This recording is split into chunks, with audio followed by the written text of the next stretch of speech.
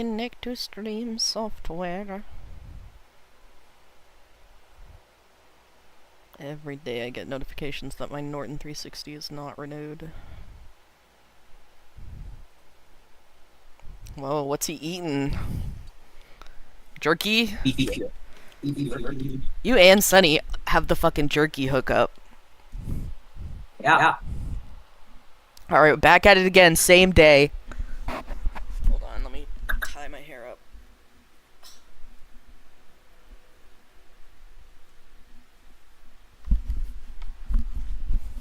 Dude, you're jerking that jerky.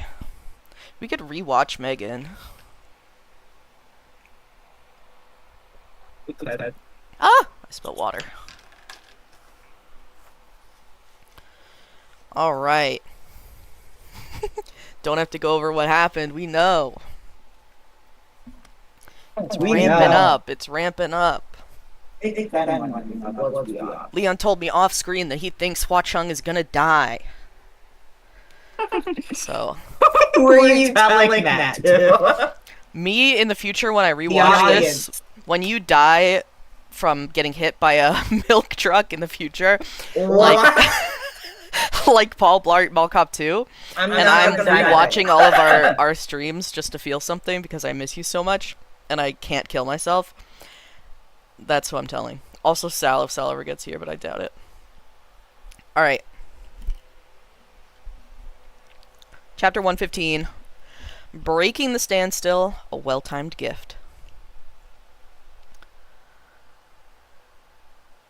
So his last words were, "Your Highness Yin Yu, this world has no true gods." It suddenly clicked in Shilian's head. He put Yin Yu down and rose to his feet. The cursed shackle! He took the cursed shackle! If it wasn't important, Jun Wu wouldn't have taken it, and he had gone out of his way to remove the swollen, blood-filled, cursed shackle and bring it with him. Perhaps that thing hadn't just drained Yin Yu's blood. Perhaps it had imprisoned his soul.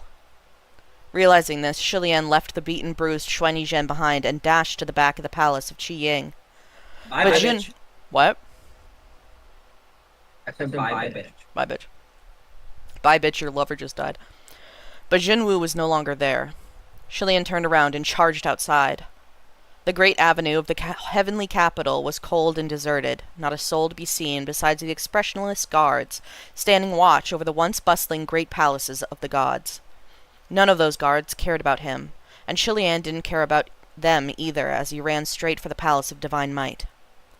Sure enough, Jun Wu had returned here. He was seated upon the throne, gazing at Yin Yu's cursed shackle. The moment Shilian charged inside, he heard a strange growling noise. When he looked up, he saw the fetus spirit clinging to the magnificent ceiling with all four limbs. It was scuttling around upside down like some cold-blooded creature, an incredibly disturbing sight.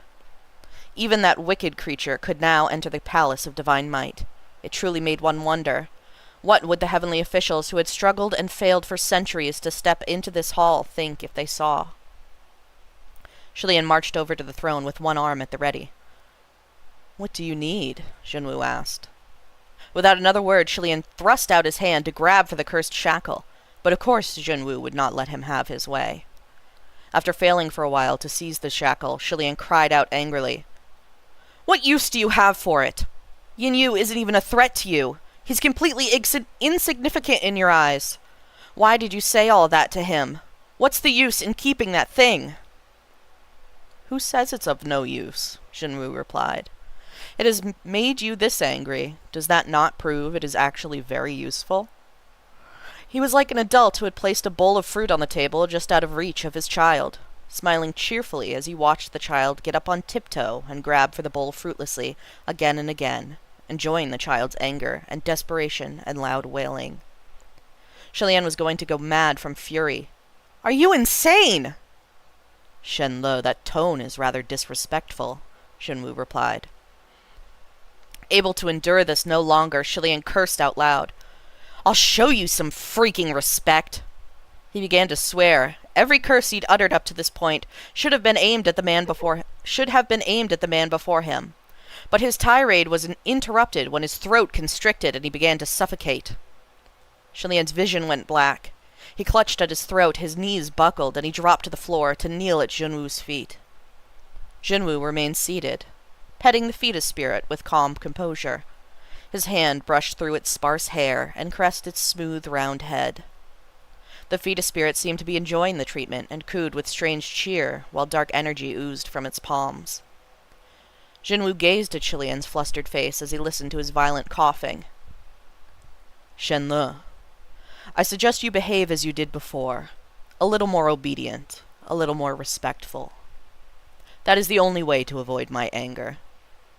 Do not forget, you are wearing one of these too.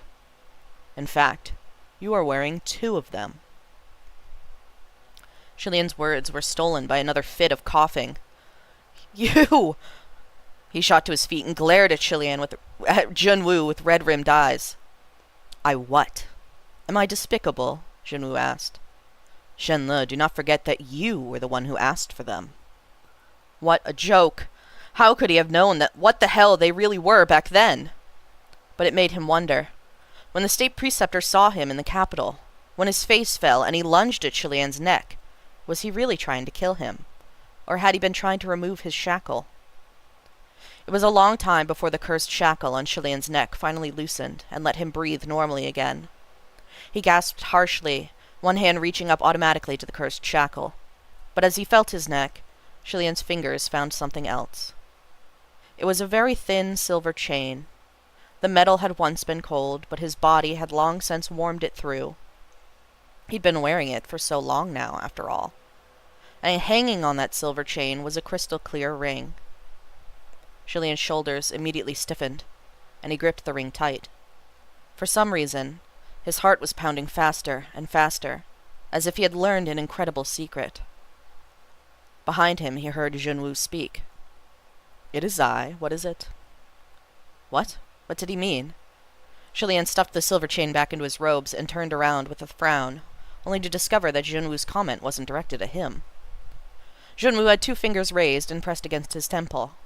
That posture. He was communicating with someone. Although he wasn't allowing any other heavenly officials in the heavenly capital to communicate via the spiritual array, those restrictions did not apply to him, and he could use it as he wished. After a pause, Junwoo continued. It is nothing. Since the recent incident with the impersonated Earthmaster, we have unearthed many of the spies and false personalities he planted within the heavenly capital. Considering all that has happened recently, we cannot afford any careless mistakes, and the entire heavenly capital has been locked down. It is currently not open to the outside, nor is spiritual communication permitted, which is, of course, why you are unable to contact anyone. Chilean panted lightly, then held his breath. It sounded like the one speaking with Junwoo didn't know the situation in the heavenly capital, so he was lying to them as if everything was fine. And the excuse he used was perfectly appropriate. The aftershocks of the discovery of Blackwater's impersonation had rippled through the heavens, leaving an enormous mess in their wake, and it made sense to take cleaning it up very seriously. It was reasonable for the entire court to be locked down on those grounds. Even if Chilean screamed and yelled, the person on the other end wouldn't be able to hear him, so he decided to watch and wait. After a while, a barely perceptible change flashed across Junwoo's face. Oh, you wish to come to the heavenly capital? Of course, he replied warmly. The case this time is certainly important. You are most welcome if you have the heart to lend assistance. The other party had actually volunteered to come help in the heavenly capital? It would have been far more helpful if they'd offered several hours earlier, when everyone was definitely in need of aid. But this timing. The entire heavenly capital had already fallen and become a lair of demons. They might as well jump into a fire pit. Junwoo said a few more simple words and ended the communication. Straight away, Chilean questioned him. Who's coming? The fetus spirit seemed to know that it was not a creature of light, so it quickly crawled away to hide in the shadows. Junwoo, on the other hand, only smiled. Such impatience. You will see soon enough. He hadn't expected that. You're going to let me see them? Chilean asked incredulously. Didn't you tell them that the entire heavenly capital is locked down, and every heavenly official is being investigated? Of course, Junwoo replied. But I should at least have a trustworthy left and right hand. Ling Wen was technically still on the run, so she couldn't play the role publicly. Thus, the task fell to Chilean. Jinwu studied him thoughtfully for a moment, then said gently, Shenle, just be good and cooperate. Do not bother with any silly tricks. I know you too well. I know everything that is on your mind. Jinwu played absent-mindedly with the blood-filled cursed shackle. You said it yourself. Yin Yu was completely insignificant to me. Rather, all heavenly officials, no matter how grand, are insignificant in my eyes. You understand what will happen if you expose anything. So do not give anything away. Tidy yourself up. They will be here soon. Hi, buddy. Shilian didn't speak, but he did pick himself up off the floor, dusted himself off, and tidied himself up. He walked over to stand at Jinwu's side, just as he always had. Jinwu approved of this. Just like that.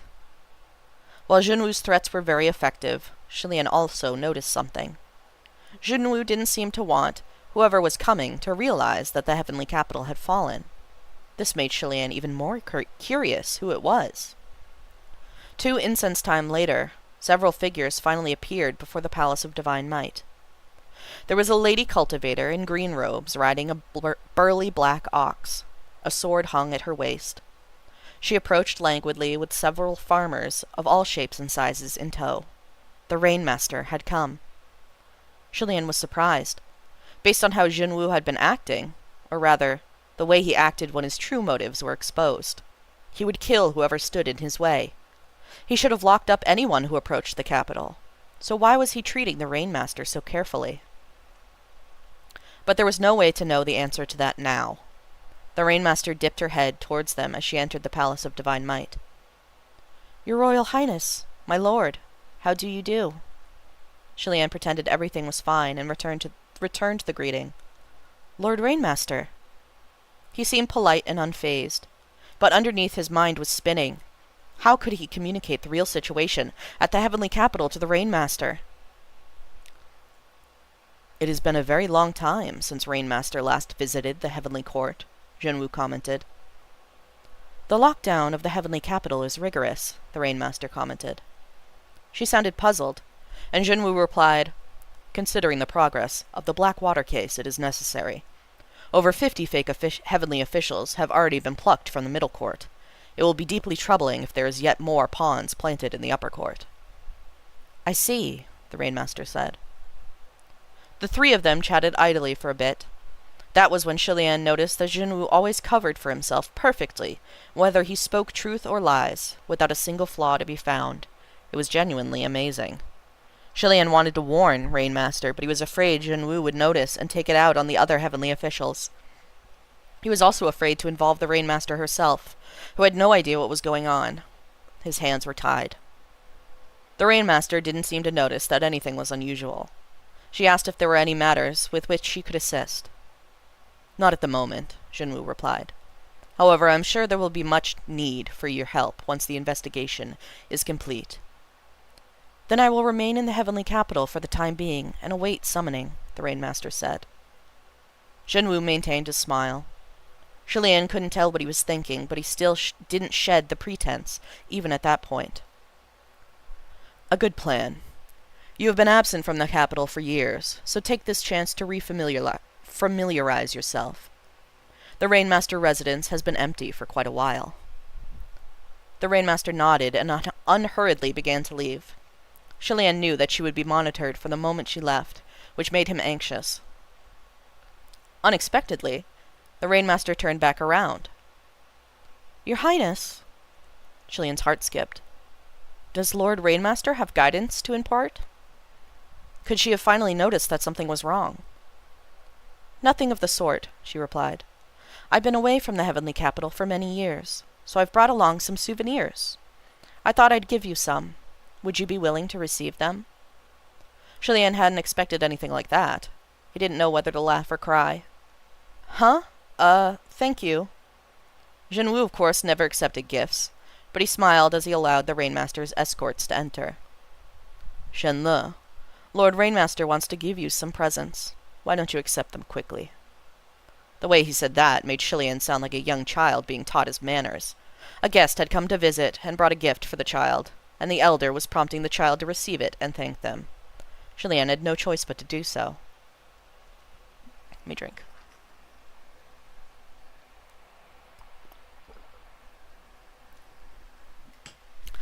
A farmer approached and presented a very tightly wrapped package with both hands. Julian uttered a casual thanks and took the package distractedly. And then suddenly, his expression changed, as if he'd noticed something important. He had his back to Junwu, so his face should have been hidden. But Junwu still asked, "What kind of gift is it?" Once the Rainmaster saw that he had taken the gift, she cupped her hands in courtesy and smiled. "Nothing valuable. They are but some local specialties grown from the earth. If there is nothing else, I will take my leave." "Please," Junwu said. With that, the Rainmaster tugged at the black ox and leisurely set off with her escorts towards the residence she hadn't used for many years. Hugging the present to his chest, Julian was about to leave as well, when Junwu called to him. "Hold it." Julian stopped like his feet had been nailed to the ground. "Come back," Junwu ordered. Julian returned to the hall and turned to look at him. Junwu stepped off the throne and took the package from Julian's tight grip. "Now you may go." Paranoid as expected, he confiscated the Rainmaster's gift immediately. Julian glanced at him, then wordlessly returned to his palace of Shenle. Julian was restless and paced back and forth in the hall. He didn't know how long it had been, when he suddenly heard a bright, clear voice. "Your Highness?" Julian whirled around. A young man wearing ragged clothes and a bandana tied around his head had somehow hopped onto the windowsill without him noticing. He stood perched there with a playful grin directed at Julian. Julian was overjoyed. He dashed for 2 steps before remembering that this young man had just called him Your Highness, which made him stop in his tracks. He asked, a little uncertainly, "Are you Sunlong?" The young man laughed heartily and hopped down from the windowsill, yanking off the scarf as he did. As his black hair tumbled down, he tied it up swiftly, revealing a pale, handsome face underneath. One that was completely different from a few moments before. It was a face that Julian knew very well indeed. Hua Cheng twirled the headscarf leisurely and sighed. "Guga, my dear Guga, this time seeing you is as hard as ascending to the heavens." The moment Julian had received the Rainmaster's gift at the Palace of Divine Might, he did notice something unusual. However, it wasn't the gift itself that caught his attention. It was the person delivering it. When Julian took the package, the person had grasped his hand and squeezed it. That sort of gesture was generally frivolous. It would have been intentionally flirtatious if done to a lady. At the time, Julian only blinked and tried to remain expressionless, then gazed at the person across from him without alarm. The one standing there was a tall young man. Although he was dressed the part of a farmer with patched, muddy clothes and a scarf wrapped around his head, his features were fine and handsome, and his eyes twinkled with light. However, that light only twinkled in the instant their eyes met. When Julian blinked again, the young man had returned to his shy, guileless disposition and stepped back with a bowed head. If Hua Cheng had sought him out at the Palace of Shenle, he must have taken care of all monitoring eyes in the area. The moment Julian saw him, he knew that he was incomparably dependable. There was nothing left to worry about. Before Hua Cheng could even walk over, Julian had pounced. It was a powerful hug indeed, but Hua Cheng wasn't pushed back by the force at all. He didn't even wobble. He only placed his hands on Julian's back, chuckling lightly without saying a word. Julian felt thoroughly cheered, but then he remembered something. "Wait, Sunlong," he quickly said. "The Junwu is quite wary of you. You should be guarding the human array at the royal capital. You must have sent eyes down there to watch you. Won't he notice that you vanished suddenly? And is it really all right for the Windmaster to guard the array by himself?" "Relax, Guga," Hua Cheng replied. "It's already been taken care of. I won't be exposed for a moment." Julian assumed he must have blocked the eyes Junwu sent, or left a clone behind, so he didn't press for more information on how things were taken care of. "It seems Guga really missed me," Hua Cheng remarked leisurely. Julian remembered the nonsense they had exchanged through the spiritual communication while Junwu listened and then noticed how tightly he was clinging to Hua Cheng. He immediately loosened his grip and straightened up before replying in a schooled voice. "Yes, You said we needed to enlist someone's help, so that someone was Lord Rainmaster. Hua Cheng smiled at him cheerfully. Correct. The Rainmaster has resided in the lower realms for years and just happened to be alerted by the opening of Mount Tonglu. It's perfectly logical that she would return to the heavens to check on things. The Rainmaster would have noticed something amiss if Jinwu refused her entrance without a good reason, so of course he had to let her in. Gaga, don't worry. It's fine. You can keep clinging on to me like that. I don't mind. Shilian softly cleared his throat. No, that's all right, thank you. But why can't he do anything to the Rainmaster? Gaga might not know this. The Rainmaster presides over agriculture. This godly role might seem dreary and unimpressive on the surface, so most aren't interested, but it's actually quite a position. Right now, Yushi Huang is the only heavenly official who presides over agriculture. Shilian mused upon this information, piecing together the full picture. People put food above all else, Hua Cheng continued. If the Rainmaster was killed, and an appropriate heavenly official couldn't be found to replace her, agriculture would stop working smoothly, and the world would be thrown into chaos. And people stop worshipping if they can't fill their stomachs. Their anger would be with the Rainmaster first, but they also might become dissatisfied with the great god above her head, so the fire would burn all the way to Jinwu if he isn't careful. If he doesn't control the situation properly, it might cause the kind of riots that topple gods. That meant riots to desecrate his temples and topple his divine statues, just as the people of Shenlo once did. On top of that, the Rainmaster doesn't build temples or shrines, hasn't resided in the heavenly capital for years, and has no desire to be promoted, Hua Cheng added. So there isn't really anything he can use to threaten or coerce her. It would be hard for him to find a proper reason to officially banish her either, so it's difficult for him to make any kind of move against her. And his position will remain stable as long as the Rainmaster continues to manage agriculture, so he would prefer to keep up the pretense for as long as he can. Deceive her for now, then decide what to do later if the truth comes out. Let me go get a lozenge.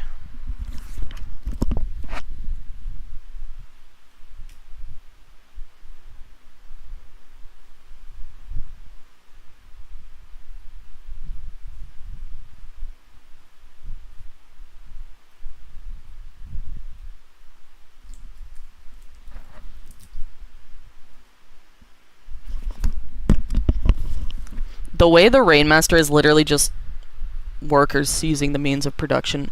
Yeah. I love her. Yeah. I see. Thank goodness, Shilian said, relieved. This was almost a disaster. The Lord Rainmaster really has come to our aid in a time of need. Hopefully her acting skills are extraordinary. Oh, and by the way, we must go find the state preceptor. I have too many questions that only he can answer. With that, they stopped their dallying and hurried out of the palace of Shenle. The moment Shilian crossed the threshold, he was startled to see a row of guards at the entrance. He steadied himself to whip them unconscious with Royer, but then noticed that they were all wooden as dolls. Their posture was stiff, and their expressions unchanging. They had all been petrified by Hua Cheng. Along the way, the shimmering silver light from Hua Cheng's vambraces transformed into silver butterflies, which gradually went transparent and hid all around them as they went. Hundreds upon thousands of wraith butterflies were dispersed throughout the heavenly capital. The pair perfectly evaded every patrolling guard along the way by dodging up or down, or abruptly hiding and emerging when the coast was clear. Hua Cheng stood next to Shilian as they watched a troop of patrolling guards stomp by their hiding spot in an alley. After this stretch, we'll take the path above. Shilian nodded and leapt onto the roof, following Hua Cheng's lead. They leapt across the rooftops one after the other, leaving no traces in their wake. A short while later, Shilian dropped onto the corner of a roof and abruptly stopped. He looked back at Hua Cheng, pensive. Seeing him go still, Hua Cheng stopped as well. What is it? Did you notice something? Shilian creased his brow and shook his head. He said thoughtfully, No, but it's just... feels like this scene has played out somewhere before. Before he could finish, Hua Cheng abruptly hugged him around the waist. The next moment, the two fell from the rooftop. The world spun, going topsy-turvy. Shilian's bamboo hat slipped from his back, and he swiftly snatched it before it could fall to the ground. Meanwhile, Hua Cheng held him in his embrace, as the two hung upside down from the eaves of some palace's roof. Above them, something crawled rapidly past. Pata, pata. Shilian was no stranger to that sound. It was the fetus spirit crawling around. Who knew what it was doing? Perhaps it was on patrol? Just then another voice came from the street below. So-so, so-so. Jianlan. Oh no, Shilian cried in his head. The fetus spirit was still right above them on the roof. They would be discovered if Jianlan walked over and saw them from below. Shilian couldn't be sure what Jianlan's reaction would be, if she would remain silent out of the gratitude to Huacheng for saving her life, or if she would yell to alert the enemy. Her light, flustered steps got closer and closer, until they were about to turn the corner. Thankfully, the fetus spirit finally jumped down to the other side of the roof. The two quickly flipped over and hopped onto the side of the building. Shilian let out a breath of relief. When Jianlan peeked around a corner of the wall and saw that her son had jumped down to the ground, she let out her own breath of relief and went over. So-so, stop running around. This is a strange and unfamiliar place, and it's kind of scary. If you run off and disappear, Mom won't even know where to go find you. Why did you come here? Her eyes had landed on the palace's establishment plaque, and she backed away a few steps at the sight. When Shilian saw her reaction, he determined that the golden palace beneath their feet must be the palace of Nanyang, which meant that Fengshen was currently locked inside. Jianlan must have also known that, and her face twitched lightly. A moment later, she looked down to scold the fetus spirit. Why did you come here? The fetus spirit was hugging something white and lumpy. Crunch, crunch. It sounded like it was gnawing on it. What is that? Jianlan yelled. What random thing are you eating? Spit it out! Taking a closer look, Shilian discovered that it was a giant, hefty white radish, and he didn't know whether to laugh or cry. There was no need for Jianlan to say that, as the fetus spirit obviously didn't like the taste. Patooey, patooey! It spat the radish out with force, then started shrieking like it was throwing a tantrum. Jianlan hurried over to cradle it, coaxing, Okay, okay, okay. So-so is a good boy. If it doesn't taste good, just don't eat it. Only poor bastards and silly gods like to eat those things. We don't eat them. No one but a birth mother could cradle such a horrifyingly deformed creature in her arms and still comfort it in a gentle voice. The fetus spirit wiggled its chubby white body and cooed happily. Unexpectedly, pity sprouted in Shilian as he watched the scene play out. However, he was also puzzled. Why is there such a large radish in the heavenly capital? Huacheng quirked his brows. Guga, did you forget? That's one of the souvenirs Rainmaster brought you. The gifts grown from the earth. So that was the present the Rainmaster had given him. Shilian tried to imagine Zhenwu's face when he opened that wooden box to discover it contained a huge white radish, but his attempt was a failure. It was impossible to picture. When Zhenwu had finished inspecting the gift and determined it was nothing suspicious, he must have tossed the radish off to feed the fetus spirit. It was like he was feeding a dog. After the fetus spirit spat out the giant white radish, it had kicked it away in disgust. But it seemed thoughtful after hearing Jianlan's words, then suddenly leapt out of its mother's embrace. It bounded over, grabbed the radish in its mouth, and then charged into the palace. If Shilian didn't look closely, it really did resemble a smooth-skinned, hairless white dog. Jianlan called after it. Don't go in there, that's... The soldiers guarding the palace of Nanyang didn't even blink, much less stop it from going inside. They had probably been told that the fetus spirit was Zhenwu's pet or hunting dog. Jianlan had no choice but to follow it. The fetus spirit seemed to harbor a deep animosity towards Fengshen, and Shilian was worried that it would hurt him. He turned his head. Sanlang. A transparent butterfly rested on the tip of Huacheng's finger. A wraith butterfly is already hidden on her person. Shilian nodded, and the two monitored the situation inside the palace of Nanyang. Jianlan was bent low to the ground, sneaking around the palace as if she didn't want anyone to discover her. Hesitantly, she whispered, So-so! However, it was impossible not to be discovered. The fetus spirit bounced into the main hall and found a man seated in meditation. As the man blinked his eyes open, his gaze met Jianlan's, and they both startled. After the initial shock, Fengshen was delighted. Jianlan! He exclaimed, rising to his feet. Why have you come? Are you all right? You're here just in time. Help me. Just then, the fetus spirit started howling. It jumped between the two, then spat the giant white radish onto the ground and sent it flying with a forceful kick. The giant, gnawed white radish smacked Function squarely in the face with an enormous thud. After punting the produce, the fetus spirit seemed quite proud of himself, babbling loudly and cackling evilly. It seemed to be waiting for its mother's praise. Function was almost knocked unconscious by the attack, and he wiped away the line of blood streaming from his nose as he yelled in complete outrage. "What are you doing? Stay still, will you?" Function was fierce, but the fetus spirit was fiercer, and it screeched at him with a slithering tongue. Ready to grab for it, Function took a sharp step forward, but the attempt only got his arm bitten by its gaping mouth. No matter how hard he tossed his arm, he couldn't get rid of it. This familiar scene was both horrifying and hilarious, and Function's fury grew when he was unable to fling it off despite his best efforts. "What the fuck? What the actual fuck? Are you looking for a beating? What the hell?" Jianlan snapped out of it and cried out, "Stop! What right do you have to yell at him or beat him?" Function was startled to be called out like that, and his spirit diminished by half. It recognized a crook as its father! Why is it on Junwu's side? How did it turn out like this?" Jianlan clicked her tongue. "How, you ask? Wasn't it thanks to you? Feeding without teaching is a father's failing. If you hadn't been slacking off on your duty as his father, would your own son have been dug out of his mother's womb and made into something like this? What the hell? This is the hell you gave life to!" Function backed up a step at each one of her condemnations, and the volume of his voice diminished greatly. But I didn't know any of that. And at the time you told me to get lost." "Ha!" Jianlan exclaimed. "I told you to get lost to help you!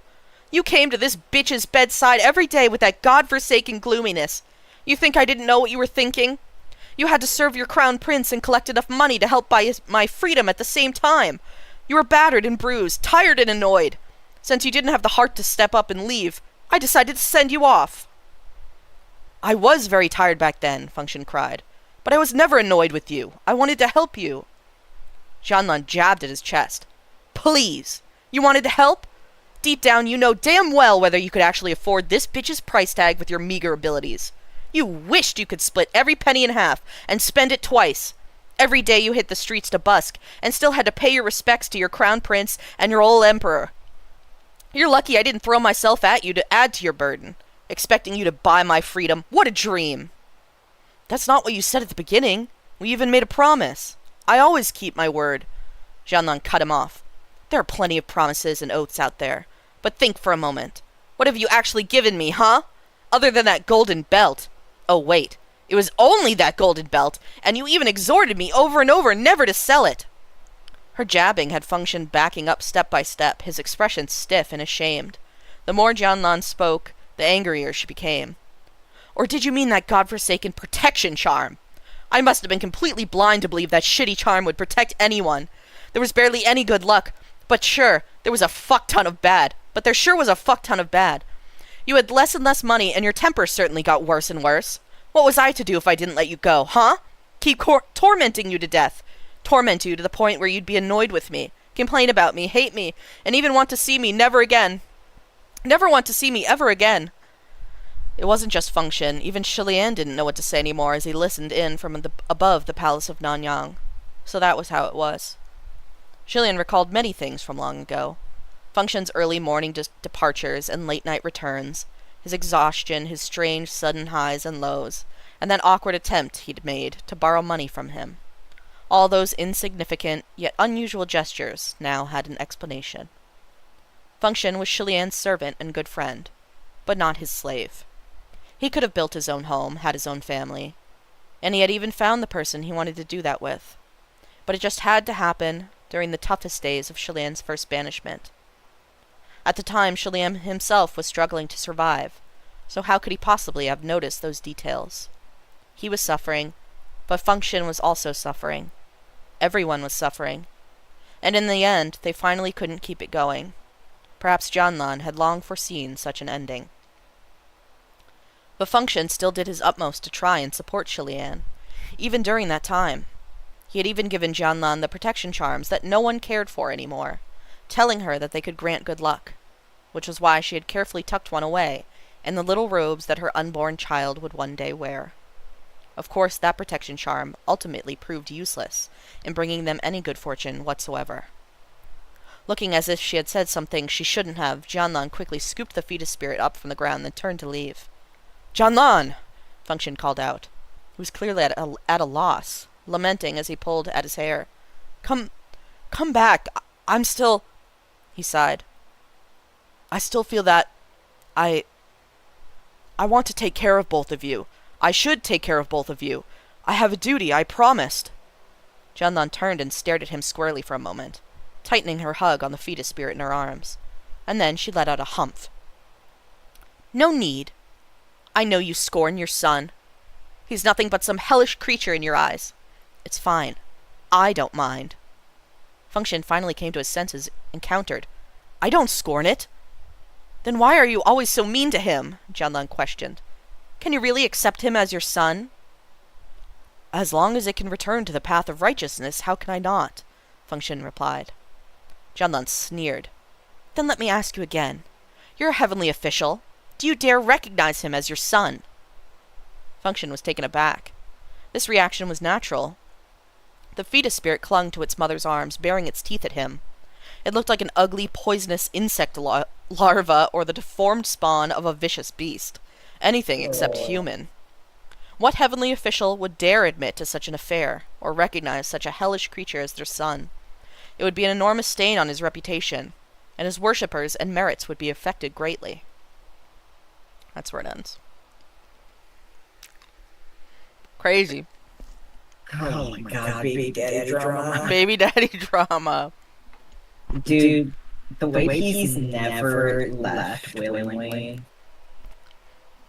Yeah, Function. He's so loyal and everyone just pushes him away because they know that he'll ruin himself trying to help them.